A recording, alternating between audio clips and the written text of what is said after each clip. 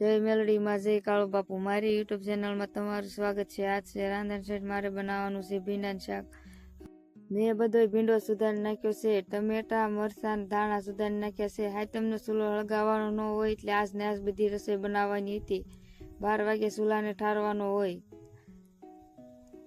હવે મેં બધો મસાલો કરી દીધો છે તૈયાર।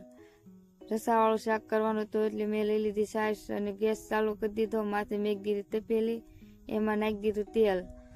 તેલ ગરમ થઈ ગયું એટલે મેં એમાં નાખી દીધું આખું જીરું।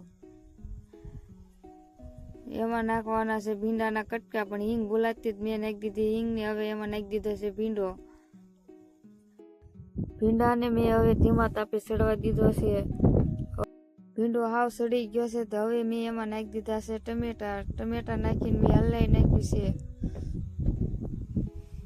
ઘણા ટમેટા વાળું શાક ખાતા હોય, ન ખાતા હોય, પણ અમે તો ટમેટા વાળું જ ખાવી। એમાં મેં નાખી દીધી લસણ વાળી ચટણી, એમાં છાશનો રવો કરી નાખ્યો છે।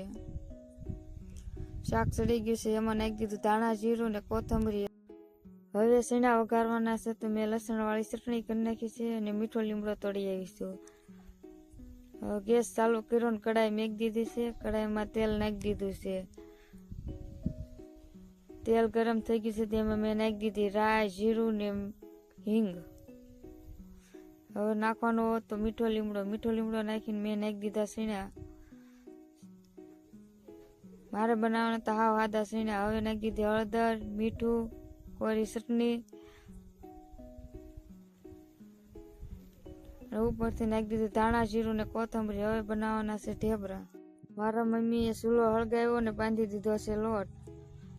લોટ બંધાઈ ગયો છે, મારા મમ્મી વણવા માંડ્યા છે રોટલી। તાવડી તપી ગઈ છે તેમાં નાખી દીધી રોટલી। રોટલી બની ગઈ છે। હવે મેં રોટલીમાં લગાડી દીધું છે ઘી।